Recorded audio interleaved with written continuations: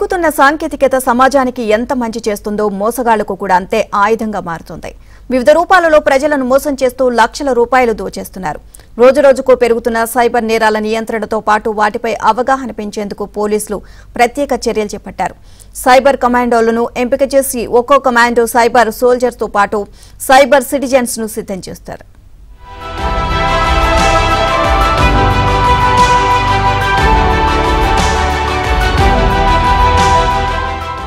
Cyber నేరాలను అరికట్టేందుకు విజయవాడ పోలీసులు ప్రత్యేక ప్రణాళికలు రూపొందించారు.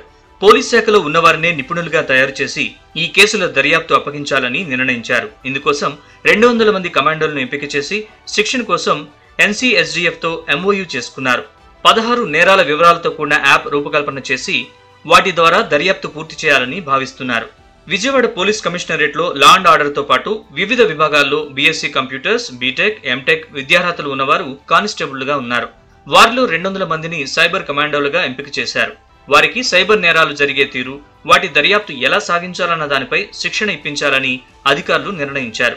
ఇందుకోసం గుజరాత్ రాజధాని గాంధీనగర్లో ఉన్న school of cyber security and digital forensic తో ఒప్పందం చేసుకోవాలన్న ఆలోచనలో అధికారులు ఉన్నారు.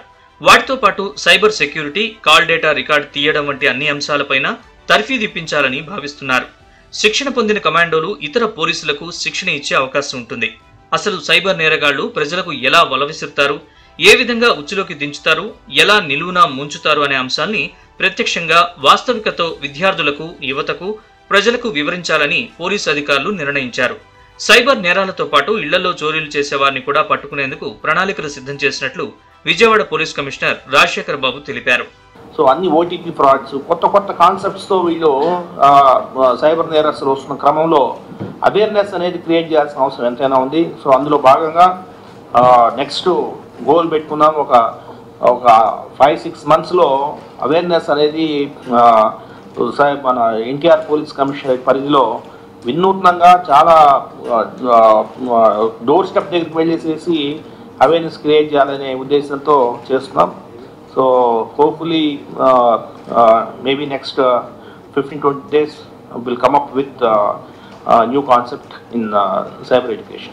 తరచూ ప్రజలు ఎక్కువగా మోసపోయిన నేరాల్లో 16 మోసాల్ని సైబర్ పోలీసులు గుర్తించారు. ఇందులో investment frauds, digital arrest, sextortion, job frauds తదితర నేరాల్ని ఎంపిక చేశారు. ఈ 16 నేరాలతో కలిపి సిమ్యులేటెడ్ ఎక్సర్సైజ్ పేరుతో ఒక యాప్ ని రూపొందించారు. సైబర్ కమాండోలుగా ఎంపికైన 200 మంది పోలీసుల ఆండ్రాయిడ్ ఫోన్లలో ఈ యాప్ ని ఇన్స్టాల్ చేస్తారు. ఈ సైబర్ కమాండోలు విద్యాసంస్థల్లో అవగాహన సదస్సులు నిర్వహిస్తారు.